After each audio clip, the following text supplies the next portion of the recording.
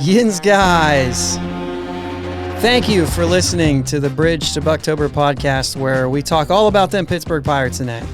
Today's January 2nd. It's 2022 or 2022, whatever you say.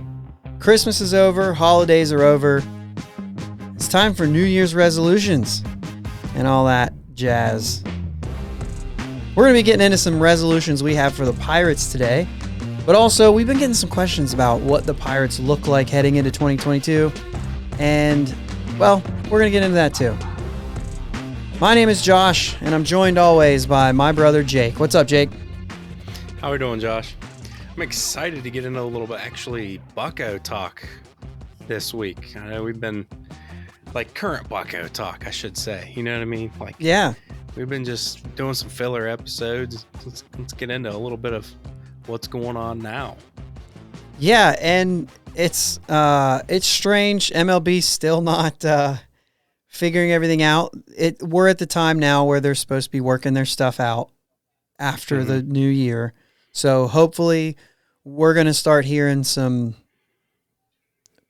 progress. Hopefully. Yes, hearing something. Yeah, that's what I'm hoping for. So, yeah, so that's where we are.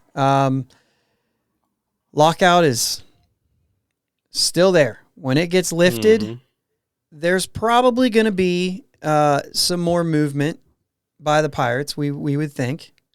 Mm-hmm. And so that's basically it. Hey, 2022. Here we are. It's been a crazy couple years. Mm-hmm. For sure. And, even baseball wise, Pirates wise, it's been a crazy couple of years. Dead last, you know what I mean?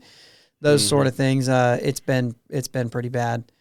So we're hoping to move a step forward. But as of right now, what we want to do is we want to kind of get into what the 2022 Pirates look like right now. Yeah. And so we'll go position by position, and we're going to try to take a look at where our starters are, what the roster's kind of shaped up to be. And, we've just had that question a few times. Hey, what do they look like? And I'm like, well, it's not over. And I'm kind of reluctant to say, you know what I mean? Yeah. But that's it. You know what I mean? We're there. It's time. Let's take a look at it. So, let's just get right in. Sure. So we've got, let's just start at catcher, and then we'll do kind of the same thing we did last time, but end with pitching. So catcher, the signing of Roberto Perez, I think you'd be hard pressed to think anyone else is going to be the main starter at catcher. Right. Yeah, it's going to be him. Other than that, we don't have another catcher on the 40-man roster, so we're assuming when we come outside of this that there's either going to be a signing, or when spring training comes up, it's basically who can win that spot on the 40-man roster. And when that happens, there's going to have to be another move. Well, there'll probably be some injuries and stuff. So technically, there will be places open.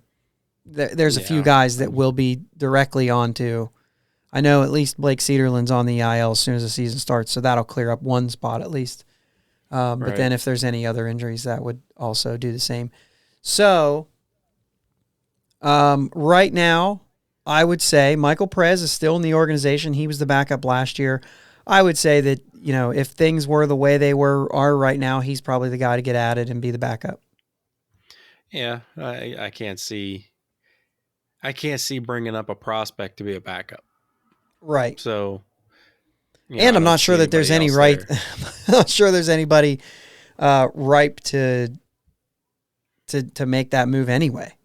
Right. You know what I mean? Right. So, all right. So first base, obviously we just signed Yoshi and then released Colin Moran, making it pretty obvious that their plan is for Yoshi to play first base.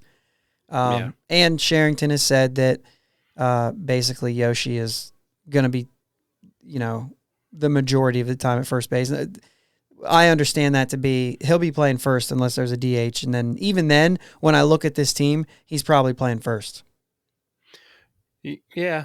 I mean, you look at the roster, and really the only first base experience you have on the roster is Yoshi and Michael Chavis. Yeah, I wouldn't be surprised if we, slide Newman over to first base as an option. Okay. I would be. I don't know. I mean, I suppose he could handle it, but if he's in the lineup, my guess is, barring O'Neal Cruz being in the lineup, Newman will be a short.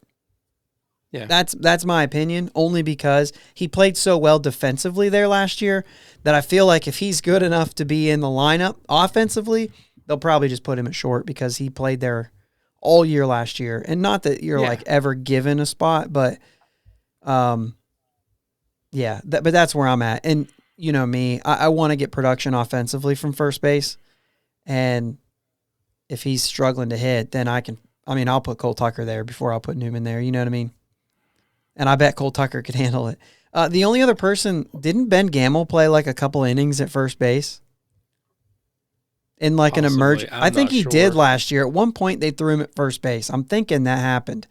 And I don't think that he'd ever done it, but it was something that he just stepped up and said, I'll go play first base. So, yeah. He's left-handed. I guess my thought process with saying sliding Newman over, if, injury is, Newman's not our shortstop of the future, even if we don't have the shortstop of the future up. There's other guys that we could be playing at shortstop, getting innings at shortstop. Yeah. If we were looking that way. You know what I mean? Yeah, you know I understand that. Yep. I would think with Michael Chavis having as many games in his major league career at first as he has at second, with 82 games, and those are the two positions he's played the most, I would just think it's Yoshi, then Chavis, and then if both of those guys are hurt, I think at that point you're just looking to bring somebody up and then figure it out from there. Even if it's those outfielders and it ends up being Ben Gamble at first, or, you know what I mean, maybe they'll be working some guys out at first base like Smith and Jigba or something, and you know what I mean? Who knows? Mason Martin getting added. Yeah, he would have to be added, but yeah, sure. Well, we're looking at the 40-man as it sits. So. Yep. Okay. So second base right now, this is this one's a little bit open because you got Tucker, you got Michael Chavis, you got Hoy Park on the roster. Mm-hmm. If O'Neal Cruz is at short at any point, then you can add Kevin Newman to that list. For me, when I made this out, I went with Cole Tucker. I think I say let's put Cole Tucker at second base. He looked good there at the very end of the year. Couple really nice plays while he's playing second base. And I know that was just a couple nice plays that are engraved into my memory and maybe not watching the fundamentals of everything. But the idea is I thought that he looked good enough to say, let's put Cole Tucker at second base as things sit right now. Mm-hmm.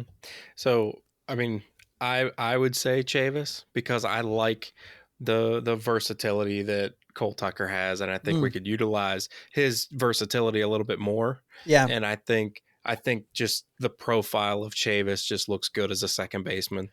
Yeah, and that's not that he's not versatile, but right. It's just, to me, that's what he profiles best as. And I think you'll have Chavis bouncing between second and first, and I think he's probably the number 2 guy there. And I think that you'll still use Cole Tucker as the versatile guy, but you only need versatility when you need it.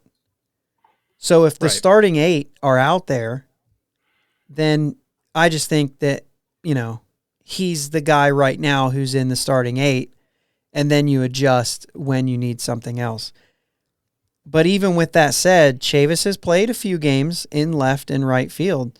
So if it is something, I'm just trying to think, because what else are you thinking of when you think of Cole Tucker? He can play short, second, left, and right field. I know that he played some center too. I just don't think, if you look at our outfield, you've got Brian Reynolds in center field right now. Anthony Alford is a center fielder playing corner outfield, and Greg Allen's a center fielder. I just think that you wouldn't be putting Tucker in center field. You've got serious issues if you're that deep, because he's your 4th center fielder. You know what I mean? Yeah. So, and Hoy Park even played 4 games in center field, so you even have that. I just think that, yes, versatility is important, but it's going to be like when you start a game, you know what I mean? I just don't see, we're talking injuries, all that kind of stuff. So, as it sits right now, I think it's really a toss-up. It could be Chavis. So, you have Chavis, I have Tucker. Let's live with that. Yep. Does that sound good? Basically, guys, it's going to be one of those. You know what I mean? It's going to be one of those guys, and they're gonna compete for it, and they're gonna have to win it. Shoot, if Chavis and Tucker are hitting in spring, you might see Tucker at short. Right. Yeah. If Newman's not. So anyway, third base is pretty easy. Key Brian Hayes. Yeah. And then I would say once again, Michael Chavis is probably your next option at third base. Maybe Hoy Park. Maybe I haven't seen Cole Tucker play third. I don't think so. I would lean towards one of those two guys first. But once again, to me, I still think Chavis is your odds. Your bet to be he's number 2 at third, number 2 at second, number 2 at first.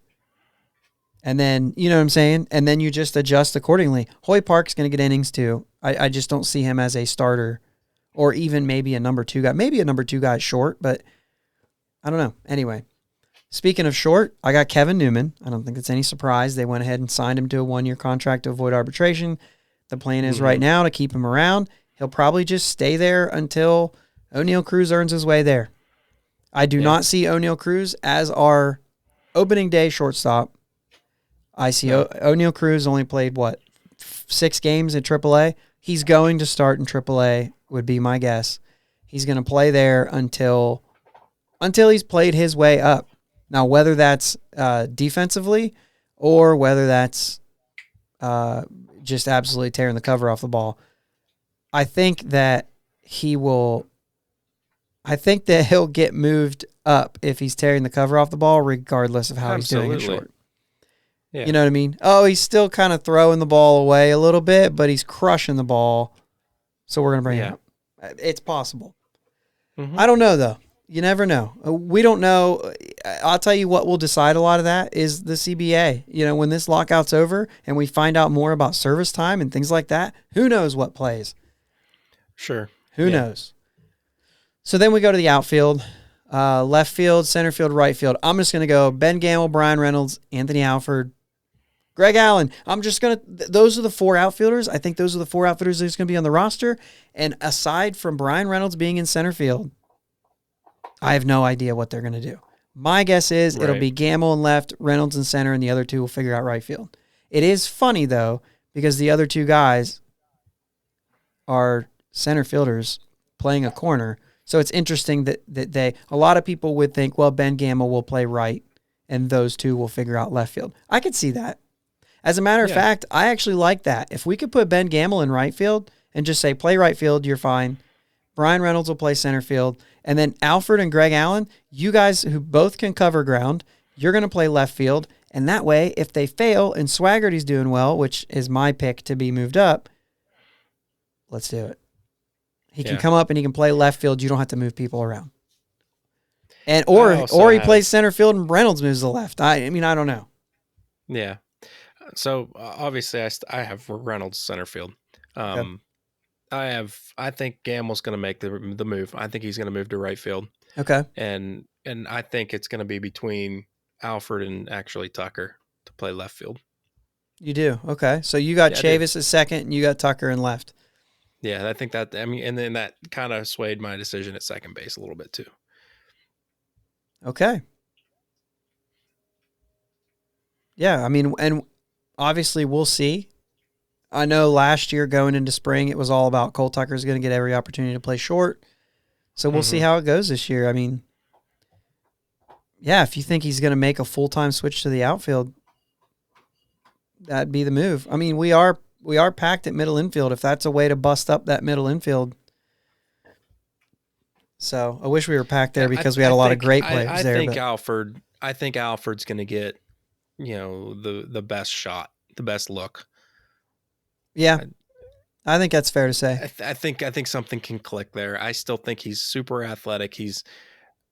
I don't think we've seen his full potential. I know you're not high on him at all. No, I think that I think that we have seen it. I think that if he can do it for a longer term, then I think he's a decent bridge player that will serve his purpose here. But I mean, the strikeouts are, man, I don't care what he does defensively. Like the strikeouts are so bad last year. And I just can't have that from a guy who's not giving me any power.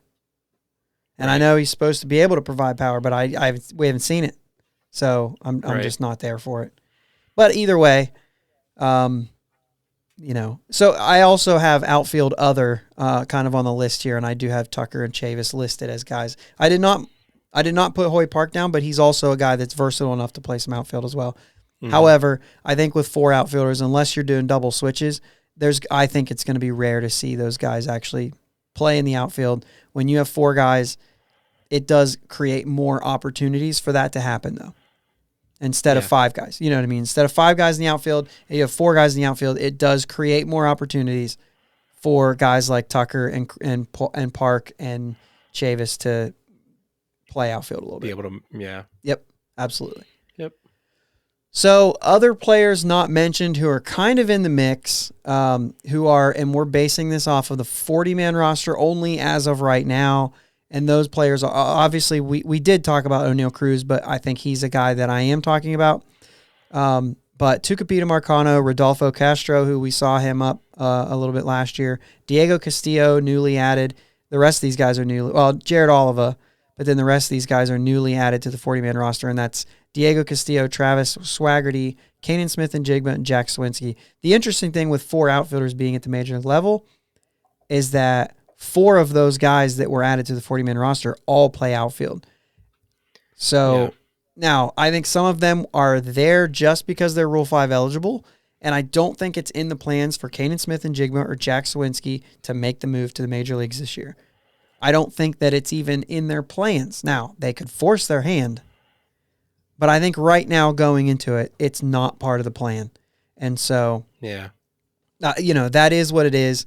Tucupita Marcano is still super young. He has played Major League Baseball, but I think it's the same thing with Rodolfo Castro. They were there because there were injuries and they needed somebody, so they stepped up. Yeah. I wouldn't be surprised to see both of those players get a cup of coffee, but that's about it. And there's more coming for that. So then we go into pitching. You want to start with starters or relievers? I think you kind of always start with starters, right? Mm-hmm. Yep, you nodding your head, taking a drink. I asked you a question in the middle of a drink. That's my fault. What do you got? Right. What do you have for? I think we have 6 guys written down for our rotation options in our notes here. You go ahead and read them off, and then you can kind of riff if you have other options as well. Sure. No particular order here. We're just naming starters. Just throw that out there right away. We got JT Brubaker. We have Jose Quintana, Bryce Wilson, Zach Thompson, Will Crow, and Mitch Keller. Yeah. I would venture to say Dylan Peters is going to get some starts this year. Yeah. And I'm looking at Nick Mears as another guy who's, he's going to get a couple starts. Yeah, and if you're just looking at that kind of a list, I would put Max Kranick on it too. Absolutely. Yeah, and then we'll get into some of the other guys later of what we think too. Mm-hmm. But just as of right now, I think you're looking at those 6, and I don't know that they'll go with 6. I don't know if they'll go with like 4 and then 2 guys being a 5th. I know we talked about that before we recorded, with possibly Mitch Keller and somebody else, maybe Zach Thompson or Will Crow, being that that sort of like piggyback like they did with Brault and Cool, to maybe say, hey, let's let one throw, through the lineup once and the other throw through the lineup once or something like that. Give us 2 to 3 innings. If they're going good, I'll leave them in for another inning, if you know what I mean. And just kind of do it that way. And that's not injury based. That's production based. Yeah. And so, where Cool and Brault, it was injury based. We were saying, well, let's lessen the load. Let's let both of these guys give us 6, right? Instead of asking one to give us 5. And I think that you could see them doing something like that with Mitch Keller to try to get him turned around. But, you just never know. But I think that, with that said, you have guys like Dylan Peters who can go multiple innings, as you said, and even Max Kranick if it's the time that he's up there. But I'll go ahead and move on to the bullpen, and then we can kind of pitching is a lot of people. So you also have David Bednar there, Chris Stratton, Sam Howard, Nick Mears, Dylan Peters, Dwayne Underwood Jr., Anthony Bonda, Eric Hanhold. With those 6 and those 7, that's your 13. Mm-hmm. And that does not include Max Kranick and a guy, Miguel Yajure, who is a possibility to see maybe a little bit more experience this year, which we'll get into him a little bit more. I would more point to Max Kranick because he got an extended time up in 2021. Sure. So you can only, I don't know what the rules are going to be this year. I know that COVID rules, you were allowed to have an extra pitcher, but essentially you should have 13 and 13. Now 2 of the 13 on defense are catchers, but is that right? Is that how that goes? Yeah, 26. So you 13 pitchers, 13 hitters.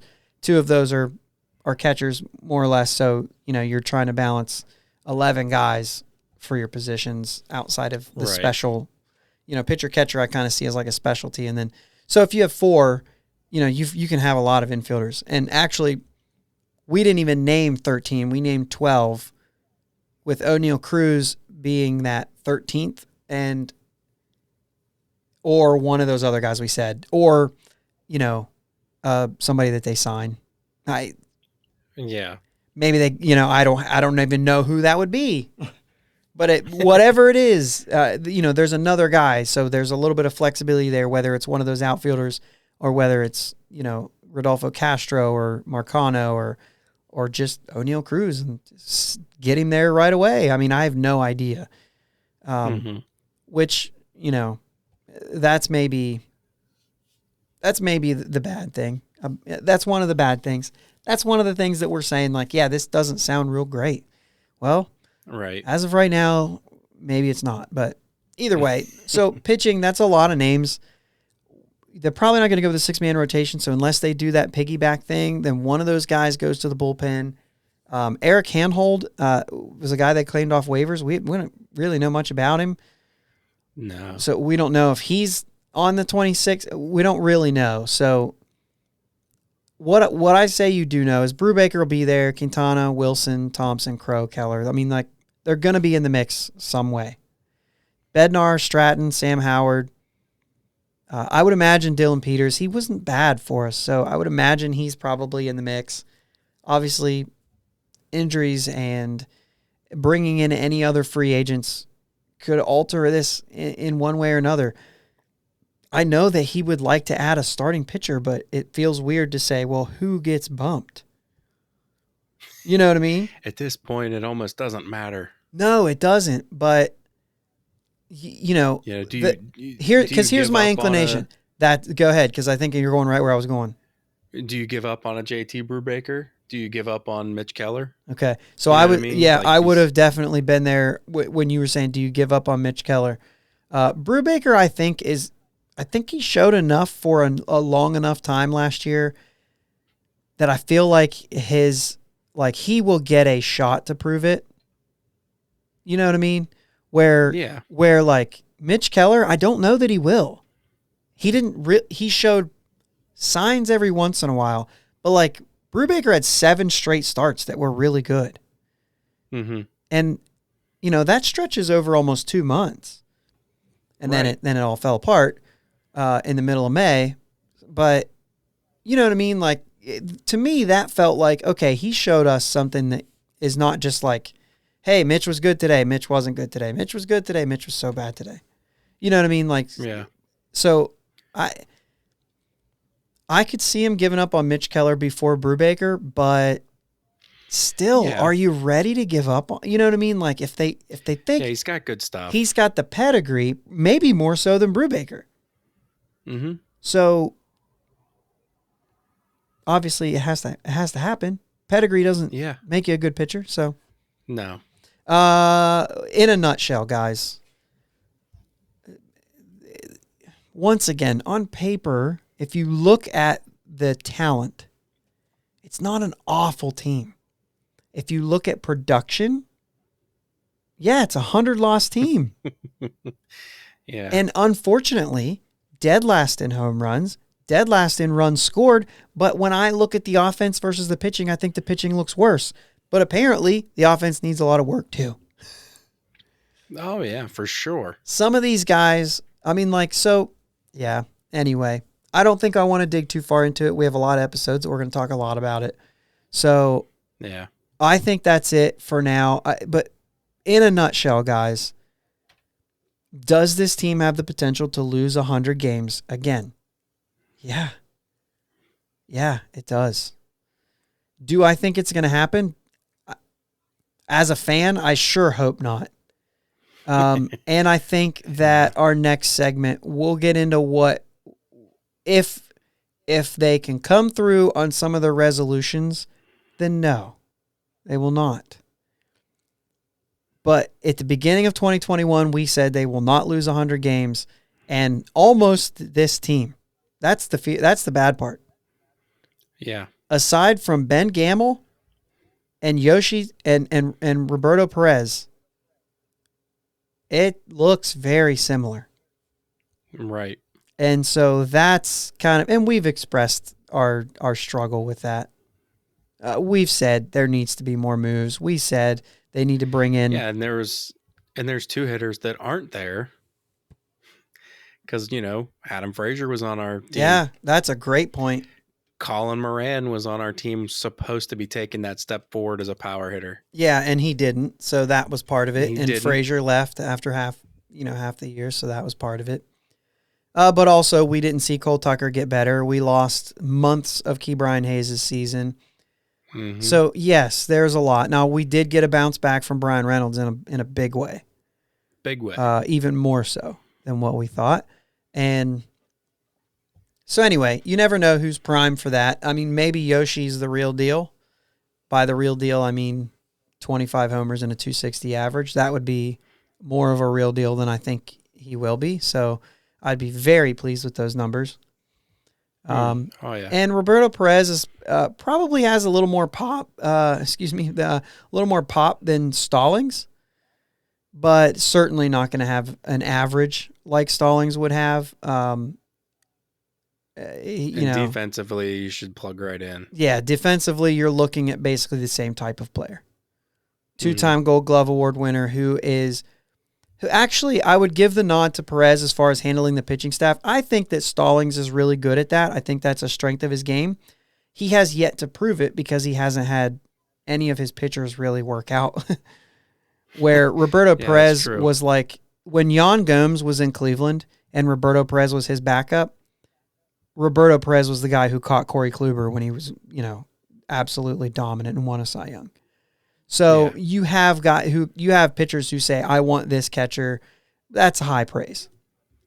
And so, you know what I mean? So, I think I know that we love Stallings. As far as like on the field, we got a good catcher as a replacement for him. So, if you're thinking about that, if you're saying, well, we traded, that's okay. And I think that Stallings' offensive season may end up being the best year of his career offensively as well. Mm-hmm. Yeah. So could be. Anyway. I think that's all we have for that. That's what we have going into 2020, which is why we think some more moves need to be made. And I think that when lockout to end, when the lockout is lifted, I expect more pitching and some of this pitching to go away as a result. If we could get another lefty, I think Bonda's gone. I think if there's a legitimate right-hander we can get for a decent price, I know that we haven't seen Handhold yet, but my guess is if he doesn't have any options, he's gone. But who knows? There's other guys, too, that could be in the mix and on the move, and it depends on injuries and things like that. But hopefully we see at least an outfielder because we have room for one more a hitter. If we could see a guy who would say, like, well, no, this guy's actually going to play right field, we're done.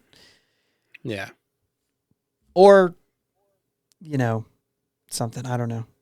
Here we go again. Sign Jock Peterson. Let him play against righties. That's where you were going. And let Anthony Alford or Greg Allen fight to see who goes against lefties.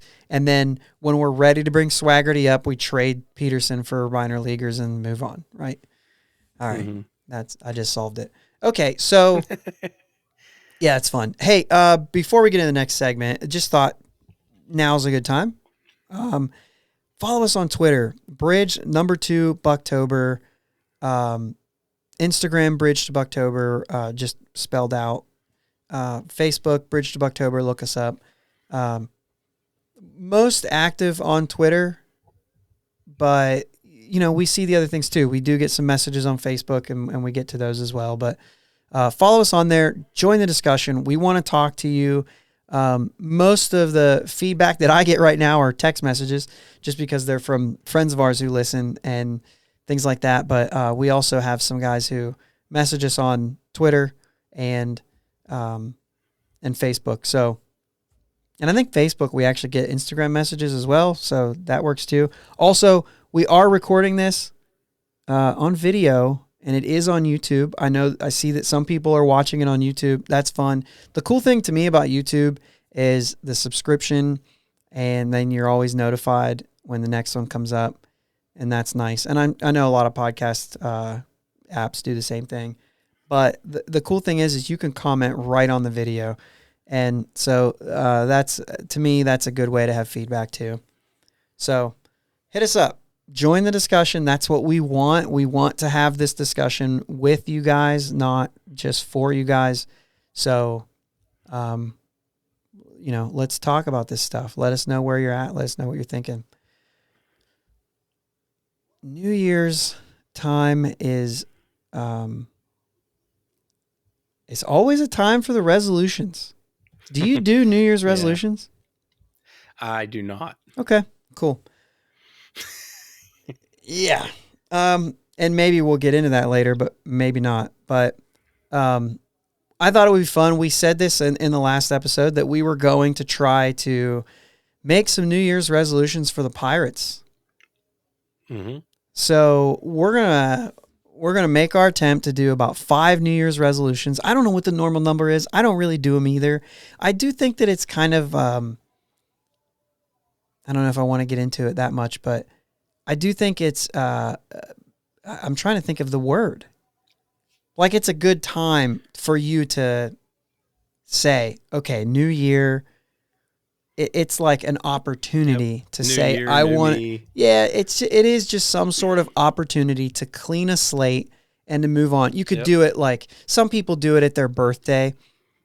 This is my, I'm turning this age this year. I really want to do something different. So anytime that there's something where you could say, like a baseball player, it would be for the new season. You know what I mean? Mm-hmm. So, I mean, essentially that works with New Year's, but it doesn't go with January 1st, right? Right. But a lot of things like that. I mean, you think about guys like who play, basketball, football, hockey. They go over a year, like their seasons are in 2 different calendar years. So their resolutions or their goals or plans for the next year, they don't fall on January 1st. But for us humans, I guess it is nice to have a day where we can say, hey, there's something changing. I allow myself the opportunity to do better. We should always do better, whatever that is. Maybe your work has like a, fiscal calendar that doesn't fall on January 1st. And that's when you have your review, and then you make yours, you know what I mean? Your work related ones. Yeah. Anyway, so we're going to try this. Let's just get right into it. Spend my money better. And I think this is everybody's. If anybody made this list and didn't include this, I think I'd be surprised. Right. But spend my money better. I don't mean spend more money just to spend it. I don't mean spend less money, which is what most of us would say. But the point of this is extend Brian Reynolds. This is the thing that I think needs to happen by the end of the calendar year 2022. And I'm not even a stickler to say it has to happen before this season starts. I don't care if it happens before the season starts. A lot of extensions happen in spring training. You remember Gregory Polanco's happened in April, right around then. Actually, it was into the season, I think, a little bit when his was signed. But some people have those discussions around the All-Star break, I think. But either way, some people, it's right after the season. They have that discussion immediately, and it happens right then. I don't care when it happens. I don't care about that year of service. Like, that's not important to me. What's important to me is spend the money, make it happen, and get it done. Get it done. And by the end of the calendar year 2022, Brian Reynolds should receive the largest contract in club history. Which isn't too hard to do. It's really not. No, 2002. What was it, 60 million? 60 million. And it was a 6-year deal. I think Reynolds is probably looking at, I think he has 4 years. So I think he's looking at 5 years. I don't think that they can buy too much of his free agency because of the fact that he came up a little bit later than some. So he's already hitting. You want to hit free agency at 30, 31. Now, who knows how the CBA plays into this decision. Right. But I expect to see him get something to the tune of 5 years, 75 million, something like that. You know what I'm saying? Like, he needs to get beyond that. They need to turn that and make something like that happen. Now, these are pre-CBA talks. We have no clue how much things are going to change. We have no clue. Right. So that could drastically change everybody's opinion on that. But either way, I expect. Now, if they wait till after the season, maybe that drops to 4 years. And if it does, maybe it gets down and still going to be over 60 million, I think. Yeah. Barring a bad season, I think he still reaches more than 60 million. So anyway, yeah, I mean, for sure to me. So anyway, that's the first one. What do we got? We need to get in better shape. I love how we did the cliche: spend money better, get it. There's more where that comes from. We'd be nice. It would be nice to finish over 500 for the season. Do I think that's going to happen? It's probably not going to happen. We're still going to be enduring growing pains. That would be that good stuff. Huge turnaround that is very hard to see when you're looking at a lot of the same players. Right. But more so, let's just finish up the year better. Okay, so let's see that improvement. Let's give the fans that hope for the future. Let's see some of this actually start to what's the word I'm looking for? Let's materialize. See some fruition. Yeah, materialize. Let's see some of this. You know, we talk about the development. We talk about, you know, moving the organization forward.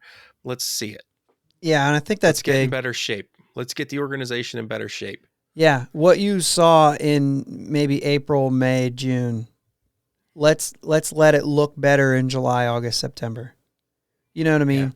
Yeah. If you're gonna cut it right in half, like, let's see a better product. Whether that means different players or players doing better. Or even from 21 to 22, let's see a better product. Overall, it should get better. Right. And you can continue that through the organization as well. Let's start seeing, you know, we don't want all these prospects in our organization to be coming up at the same time. There needs to be a progression here. We need to see 2, 3, you know, up to like 4 guys come in, but we need to have guys down here still ready to come. You know, you got guys moving from AA to AAA. Well, who's moving from single A to AA? I think that's pretty clear, yeah, and I think that's happening. You know what I mean? Yeah. And there's been some comments lately. Seeing that. There's been some comments lately that are even saying that there are going to be guys this year playing a level below what they think they should, only because opportunities aren't there, say, at AA, so they have to stay at single A. But a lot of that single A team from Greensboro expects to move to AA. Mm-hmm. And if that happens, then those guys have to move to AAA. But there's not a whole lot of opportunities for them. So that may force them back down to AA, forcing guys back down to Greensboro, forcing, you know, limiting guys. So what they're going to try to do is get guys playing innings. And I see what you're saying. But honestly, good players are good players. If you end up with 2 good 100%. players ready to come up, trade one. You know what I mean? Get more younger. I mean, so I just think in general, I like that. Get in better shape. Let's see these things happen. Let's look at real numbers that show us that it's better than it was, right? Yep. And I think that as we see that sort of thing, as we can kind of point to more numbers, we are able to tell the fans of Pittsburgh, not just the organization, but the fans of Pittsburgh, there's help coming. Yep. So it's hard to see hope when they're all in single A. It's just hard. So it'll be nice to see it happen all the way through. I agree. How about the next one? Let's drink more coffee. And I'm not talking about Gregory Polanco. Oh, jeez. I want to see more debuts. I want to see more young guys. I really liked them being aggressive with introducing Cruz and Contreras at the end of the year, just to give them what the industry calls a cup of coffee in the majors, right? Mm-hmm. It's just a cup. We're going to, we saw, Hunter Owen was an injury kind of thing, but we saw him make his debut. We saw Rodolfo Castro make his debut. He got a cup of coffee, a couple of them, because of injury and because of circumstance. We saw Max Kranick get kind of an extended, a couple cups, if you will. Luis Oviedo was there the whole year, but for the most part, that was a cup of coffee. It was a Rule 5 thing. Shea Spitzbarth made his debut. Those were all the guys who just made their debuts, unless I'm forgetting somebody, and if I am, let me know. But I want to look to see that in 2022 as well. Maybe even less debuts. Maybe Swaggerty. I expect to see Swaggerty make his debut personally. Yep. And maybe even Smith and Jigba and Sawinski, maybe Diego Castillo. It's not going to hurt you to give him a cup of coffee. But also O'Neal Cruz, because like I said, I expect him to be in AAA, but I do want to see that. Let's bring him up at some point and tell him, hey, here's the plan. You get a week and a half. You get 2 weeks. You get this road trip. You want it to be longer than a road trip. But the idea is get him there to see things with the plan of sending him back. And if he sticks, he sticks, right? You know what I'm saying? If he sticks, he sticks. But if he struggles, that's okay. We were just giving you a taste.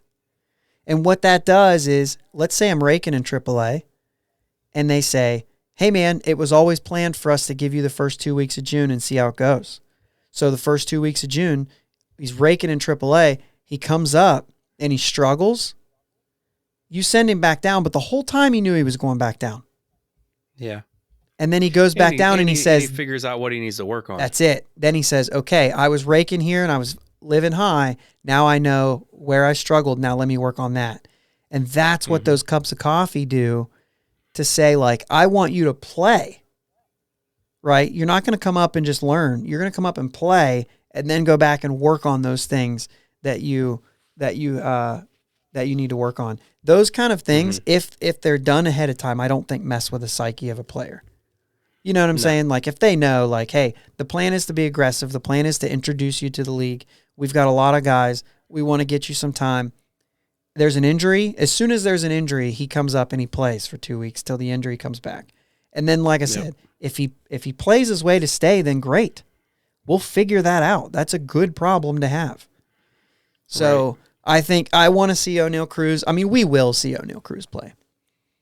We will be. He's on the short list of when there's an injury, he's coming. Right? You know what I'm saying? That's the short list. So, but also Contreras, I'd like to see him throw some innings. Pitching is way easier to do this cup of coffee thing with, because it can be like, hey, we had a doubleheader. You're coming up to pitch a second game. Hey, we've got one guy who's got a sore arm. We're just going to skip his start. You're going to take it this time. And then you're going right back, but we're going to do this, right? Those sort of things are really easy to mix pitching in. So with the Contreras thing, Miggy Yahoo has to get a better look too. And he had some injury problems last year too. He got like a good look, but I expect to see him get more of a look and let him kind of grow into that a little bit.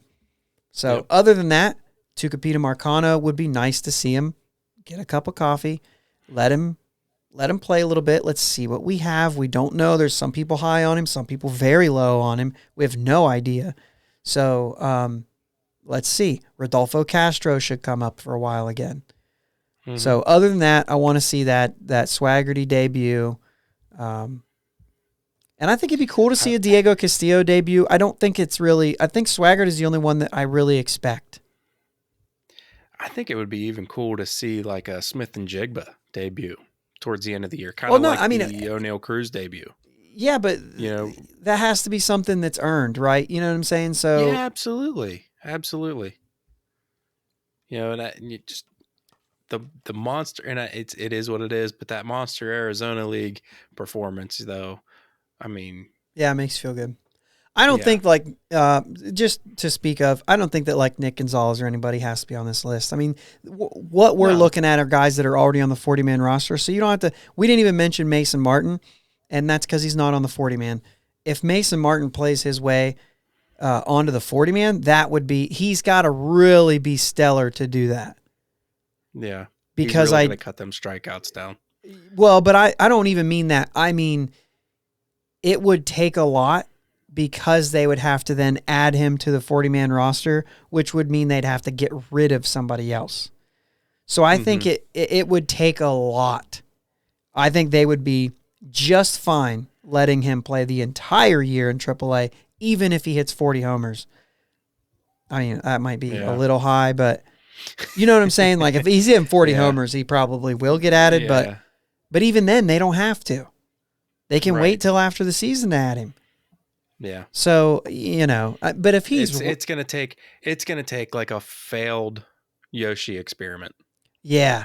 Absolutely. If Yoshi just tanks, if he does, and I don't really, I know you're not very high on Yoshi. I'm not super high on him, but I can see him failing. Yeah. Well, we've seen it. Yeah. Yeah, absolutely.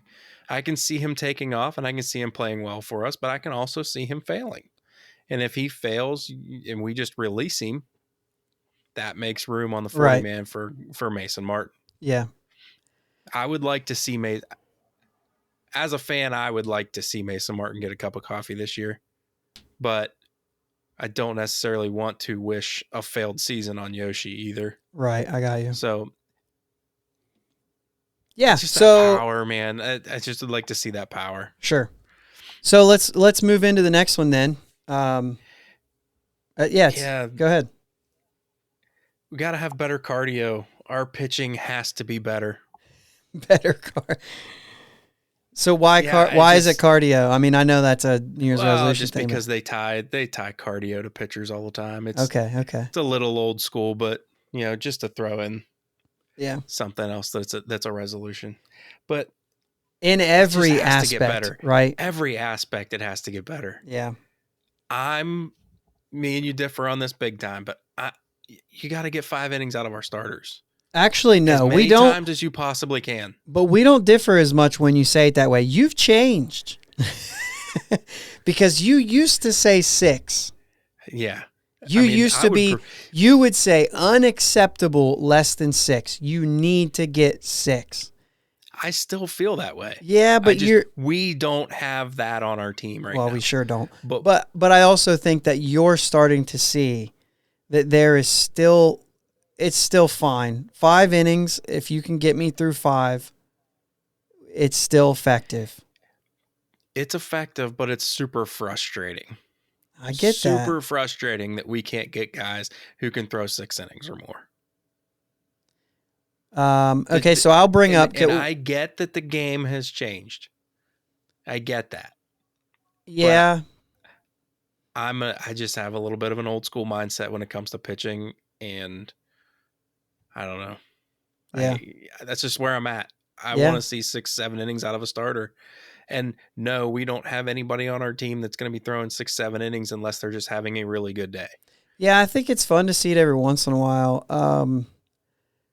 I really am kind of okay. So, and I know because we obviously we talk about these things a little bit, and I brought up Tyler Glasnow turned things around when he left Pittsburgh, and most of the reason, aside from the cheating, ha ha ha ha ha, that's the joke part, right?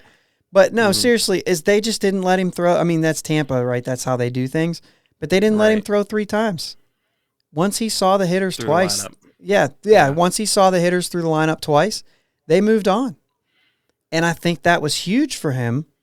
And probably, well, that and the fact that he was actually throwing the ball over the plate, which he wasn't doing in Pittsburgh. Right. That, to me, was the big deal. He's still only a 2-pitch pitcher. He's not, other than the fact that he's throwing the ball more accurate, which, like I said, may have something to do with the substances he was putting on his hands for better grip, you know what I mean? Because he complained about it after the injury, that he wasn't doing it because they weren't allowing him to, and he got hurt because of it. Right. So, that's not, whatever happened with it. I mean, he made it pretty clear. But one of the other things is that that's how they utilize their pitching. And they got a lot of flack for it with Snell and all that, but that's how they do it. And they say the numbers show that if I don't overexpose my pitcher is better. Not just it's better for the team, it's also better for the pitcher. People talk about Tyler Glasnow like he's an ace. I just don't know if he is. Yeah, like they're basically he's not. An old school guy would say they're just babying him. Right? Except a new school guy would say, well, no, they're using their brains and good strategy to make the team better. It doesn't matter the argument. The point is it was more effective. Yeah. So even for our pitching, and this is what we talked about, it's still the same. We've got to get better. Whether that means, I think there's 2 things. It definitely means the pitchers have to get better. They were bad. Yeah. They were bad. But also, let them get creative with it. Let them do the piggyback for 2 of the pitchers with Keller and somebody else, or even switch that up. Like, hey, we're doing 6, but then we're going to bounce. And every once in a while, in my opinion, aside from Quintana, because he's a veteran, and I think that we're not, you know what I mean? It's not a development issue for him. Everyone else, it's a development issue. You could go, okay, Brubaker, you're giving me one time through the lineup, and Wilson, you're giving me the other way through the lineup, and then we'll move on. Anybody's doing well, I'll let you stay another inning, kind of a thing. And then the next time around, Brubaker gets his full start. And then Wilson starts, and then the next guy comes in. And then so you could actually utilize 6 guys that way, doing like a rotating. I don't care. I'm not even suggesting they do that. All I'm saying is, if you get creative and it equals results, I'm all for it. Yeah. The pitching has to get better. That. You know what I'm saying? So get creative. If it's good for development, if it's good for maybe saving arms for a full season to avoid injury or something, I don't know. If it's good for, I don't even know. You know what I'm saying? You feel where I'm at, though. Yeah, you know what I mean? I see where you're at. There's just got to be some way other than just cutting them all and re-signing new players.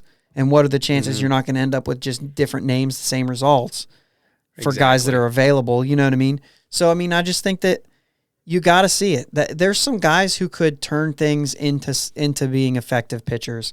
A lot of people like what we saw to Bryce Wilson. Zach Thompson's numbers look good. They're very small sample, but they look good. So maybe he turns. Will Crowe pitched the most innings of any other Pirates pitcher last year, so at least he was on the field. Right. And was reliable. Dylan Peters did good in some stints. Mitch Keller has the pedigree. We still are waiting to see it happen. And JT Brubaker had a moment and then absolutely caved. And then Quintana is far from where he was when he was an ace. So there's a lot. Max Kranick looked good. And Max Kranick he had some things, had some moments that looked good. And obviously, they all have to just be better as a unit. They have to be better all the way through. They've got to find ways, whether that's coaching staff finding interesting ways, pitching has to be better. And development. You mentioned development too.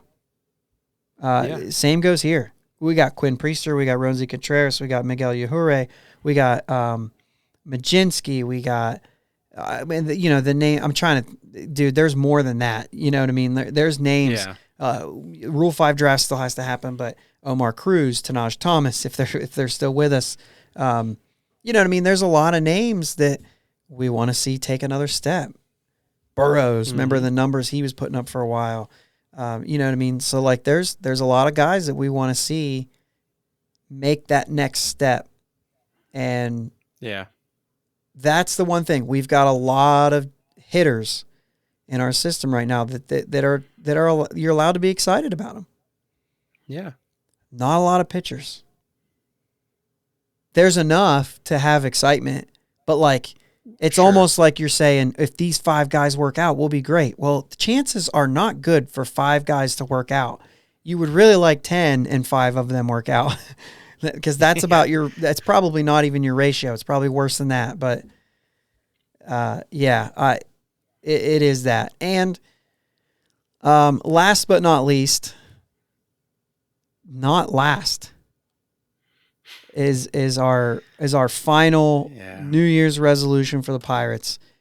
You were last in runs scored, last in home runs, and last in the division. And those are just 3. There's more, guys. And there's more that we're not last in, but still need work. We're low in. Yeah.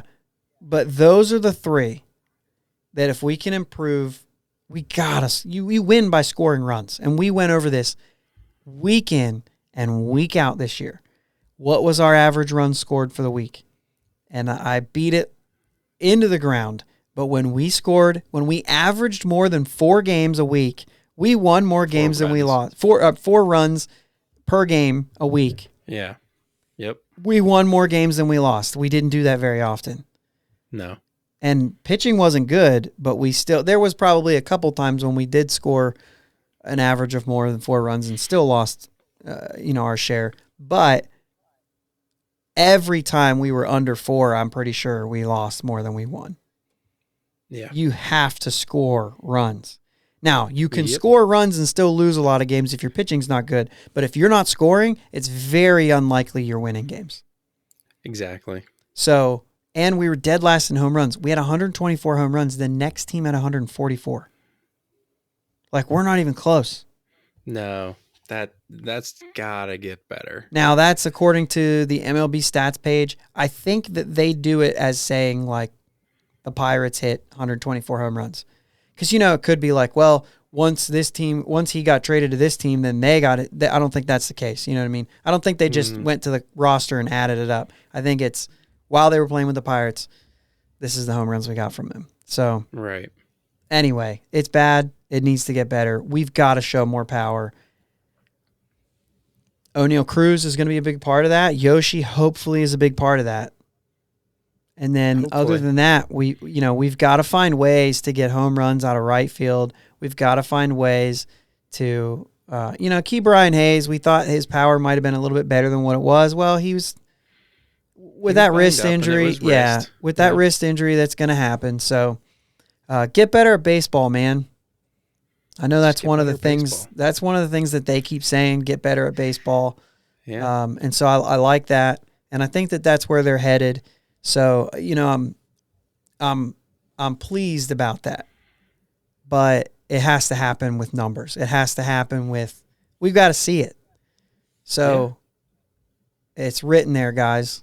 It's written there. Extend Brian Reynolds. Show improvement throughout the year. Let's see signs. Let's see cups of coffee. Let's see young players playing in Pittsburgh. So we can see it happening. We can see it progressing. That's what we want to see. Sure, we can watch minor league games all we want. We can look at the stat sheet. We want to see them play in a Pirates uniform.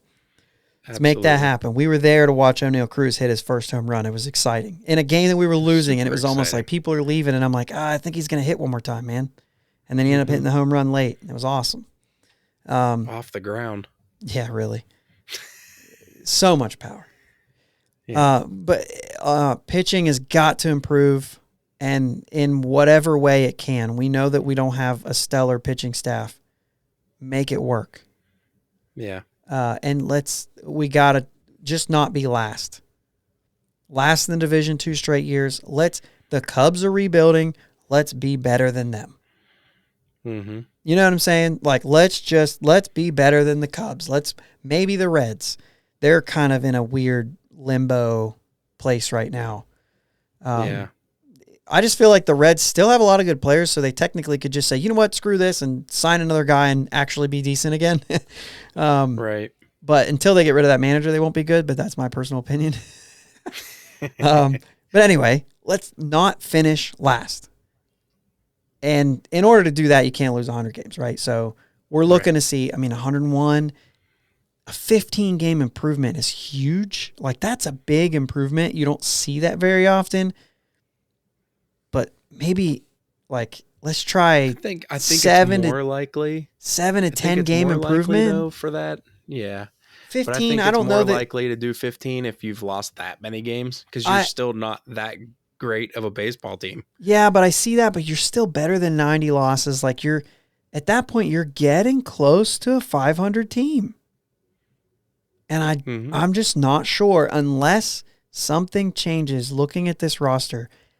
I'm just not sure it's going to happen. I'm basically in the same place I was a year ago. And I wanted to be in a better place. I wanted them to do better. Right. And it looks like their goal, a legitimate goal, is to not lose over 95 games. Mm-hmm. And then, I guess for a goal, you could say, let's get closer to 90. And that's like a 10-game improvement.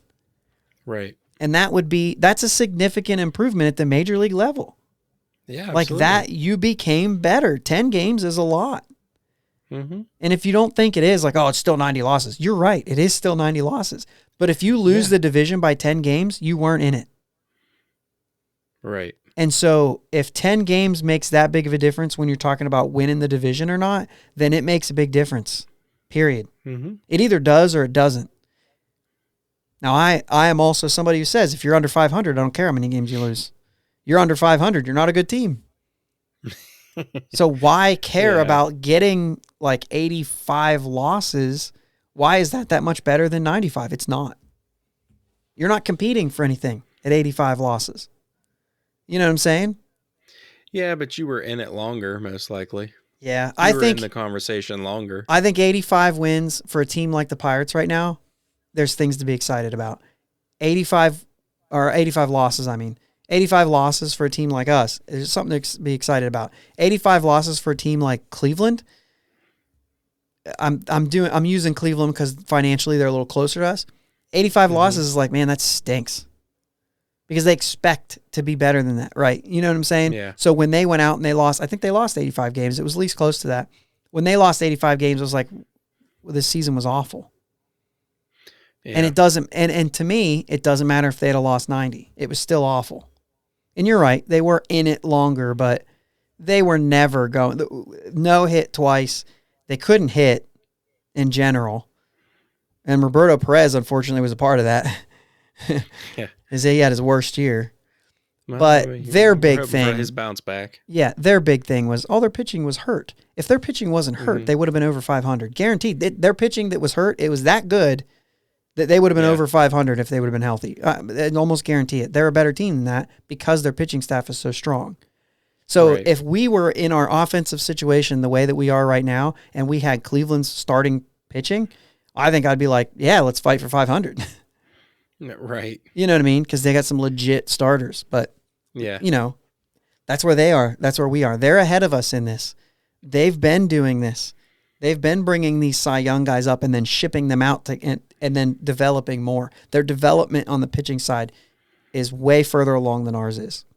Yeah. Sooner or later, we're going to be in the place, and hopefully we can do it with hitters as well, the way they do with pitching. But if you can develop, then trading those players away won't hurt. They traded away Kluber. You're like, what? Well, here comes this guy. Then they traded him away, and you're like, what? Here comes Bieber. You know what I mean? They got rid of Bauer. Kluber, Clevenger, Carrasco, Yeah, and you're like, Clevenger, holy cow, where's all their pitching? Well, they still got Bieber. They got, I mean, this you know what I goes mean? way back too, because they got rid of Sabathia, they got rid of Cliff Lee. That was kind of when it was starting a little bit, because then they started getting then they acquired Kluber in that deal in like after that, you know what I'm saying? But they've just been able to more recently. They've been doing this for a long time though. Yep. And that's why I was kind of like, hey, Tanaj Thomas, you never know. He was with Cleveland, so maybe. But anyway, maybe you should have stayed with him and he would have been better, but no, I'm just saying. So yeah, no, this is fun. Yeah. It was a good So, good rant there, good riff. Yeah. So, Happy New Year, everybody, and hopefully, this will be a fun year for Pirates fans in one way or another. This will be a fun year. You know what I mean? So we'll just, see if we can somehow enjoy a Pirates season this year to say we're doing good. So you don't have any resolutions? No, because I used to do them, and then I just don't do them. Anything. So let me say this: let me say this: 2022. Anything you're looking forward to? Like you got something coming up? Is there something? Anything coming up? Not really. Yeah, I don't know. I'm trying to think if there's anything for me too. Well, I mean, other than I was kind of waiting, but we're expecting kid number 3. Yeah. That's obviously, you know what I mean? It's a big deal. That's a big deal. So that's obviously our big thing. Right. Do you have to say anything else? You know what I mean? Do you have to say anything else, or is that enough to say? No, it's enough. This year we're going to do, we're going to have this thing happen. You know what I mean? So that's going to be very exciting, I guess. So we still got to come up with a name. Hey guys, send us Twitter, send me some suggestions. We're lost. No, we only have name Josh's kid. Yeah, name our kid. Yeah, I'm looking forward to another year of doing this too. I had a lot of fun so far. I don't remember actually when we started, but this is 47. There's 52 weeks. So I think we did one a week. So we're getting close to that 1 year mark, and it's been a lot of fun.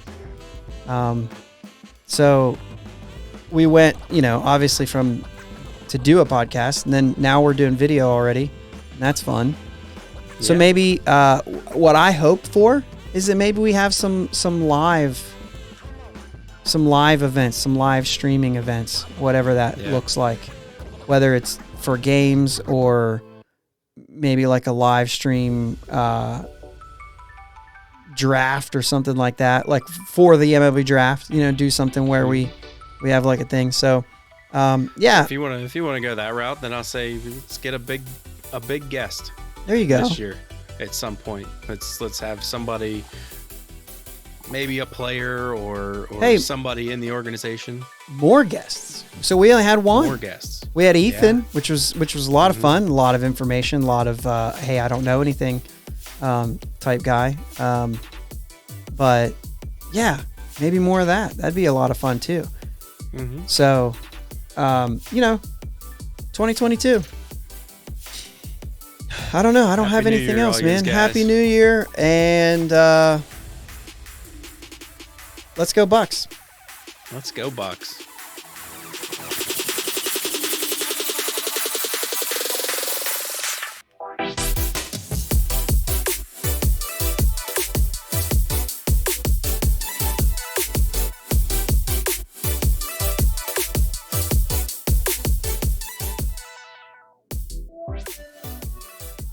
Let's go Bucs.